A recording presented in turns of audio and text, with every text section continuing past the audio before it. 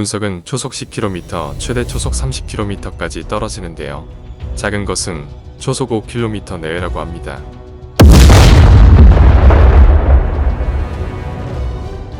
큰 것일수록 무게 때문에 더 빨리 떨어지는데요. 그러므로 큰 것일수록 그 파괴력이 엄청납니다. 일단 지구의 하루에도 수천만 개의 운석이 떨어지는데요. 대부분 99.99%는 작은 먼지 수준입니다. 대기권에서 버텨낼 수 있는 운석은 지름 5m 정도만 되면 다 타지 않고 지구로 떨어지는데요. 5m급 운석이 떨어지면 건물 한 동은 날릴 수 있는 파워입니다. 이에 비해 50m급 운석이 떨어진다면 그 힘은 상상을 초월합니다. 제주도 정도의 섬 하나는 날려버릴 수 있는 파괴력인데요. 이런 게 서울에 떨어진다면 약 300만 명 이상 정도는 사망할 파괴력이지요. 크기는 10배이지만 파괴력은 1000만 배의 힘이 있는 것이죠. 히로시마 원자폭탄의 20배나 되는 파괴력입니다. 100m급이면 50m급보다도 100배 정도의 위력이 있다고 합니다. 100m급이면 수도권은 다 날아가 버립니다. 서울에 떨어지면 서울과 인천은 전멸이고 경기도 대부분은 지진과 그 여파로 다 파괴가 되는 것이지요. 그 힘은 히로시마 원폭의 2000배의 위력입니다. 500m급이면 한반도가 전부 없어지고 일본 중국도 그 여파로 파괴가 되는 것이지요. 1km급 운석이 떨어지면 미국이 안전 박살나고 2km급 운석이면 아시아 대륙이 없어질 정도입니다. 4km급이면 아시아와 유럽 대륙이, 5km급이면 유라시아 대륙이, 8km급이면 인류의 90%가 멸종하고 10km급이면 지구상 모든 생물이 멸종할 것입니다.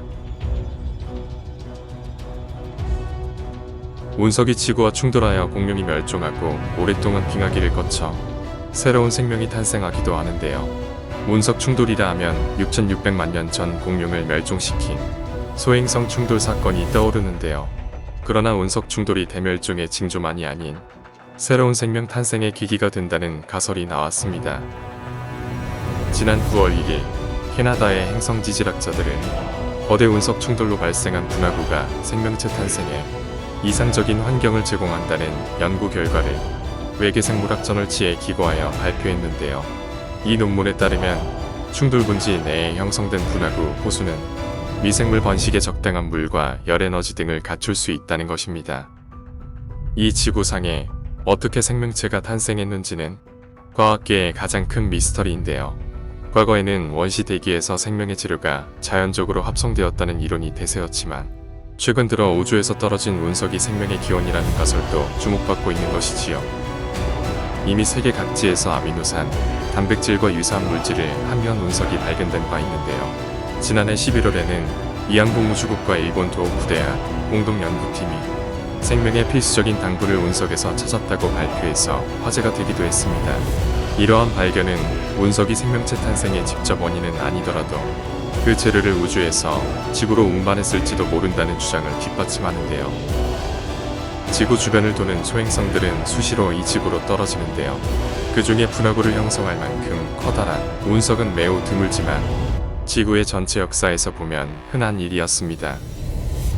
구글 어스를 통해 위성 사진에 지구를 샅샅이 뒤적보면 그 운석 충돌구를 발견할 수 있는데요. 이 분화구들은 과학자들에게는 소중한 자료이기도 합니다. 웨스턴 대학 운석연구팀은 캐나다 북부의 호턴 분화구를 조사했는데요. 호턴 분화구는 약 4400만 년 전에 생성된 23km 너비의 크레이터로 이곳에서 발견한 용융 암석은 생명체가 서식하기 적당한 열수 환경이 존재했다는 핵심 증거가 되었습니다. 오신스키 교수는 거대 운석이 충돌하면 처음에는 파괴적이어도 오랜 시간에 걸쳐 생명체 탄생을 위한 오아시스를 조성한다라면서 이러한 서식지는 충돌 전에 존재하지 않았고 충돌이 없었으면 생겨나지도 못했을 것이라는 점이 중요하다라고 밝혔습니다. 만약 생명체가 존재한다면 충돌 직후에는 악몽과도 같은 상황이 펼쳐지겠지요. 많은 파편이 대기에 쏟아지고 분화구 바닥과 테두리에서 흘러나오는 용해된 암석이 모든 것을 태우면서 독가스를 방출하고 살아있는 것들은 모두 사멸하게 되지만 암석이 식은 뒤에는 미생물이 번성하기 위한 이상적인 환경이 조성되는 것이지요. 연구팀은 분화구 호수가 형성되면서 물과 미네랄, 화학물질이 조합되어 미생물 생존에 필요한 환경과 풍부한 열 에너지를 제공할 것이라고 밝혔는데요. 비슷한 조건에서 식지로는 해저의 열수 분출구, 요세미티 국립공원의 온천이나 간헐천 등을 예로 들고 있습니다. 오신스키 교수는 폭이 5km가 넘는 충돌 분화구에서 열수 환경이 조성된다고 설명했는데요. 그러려면 직경 270m 이상의 크기인 암석형 소행성이 충돌해야 한다고 합니다. 크기 이외에 충돌 물체의 유형도 중요한 요소인데요. 생명체에 필요한 유기성분은 주로 해성이나 탄소질, 콘드라이트라고 불리는 소행성에서만 발견되는데 그런 운석은 전체의 약 5%에 불과하다고 합니다. 연구팀은 화성에서 열수 환경이 조성되려면 지표면 아래 얼음이 있는 지역에 최소한 10km 너비의 충돌, 분화구가 생성되어야 한다고 밝혔는데요.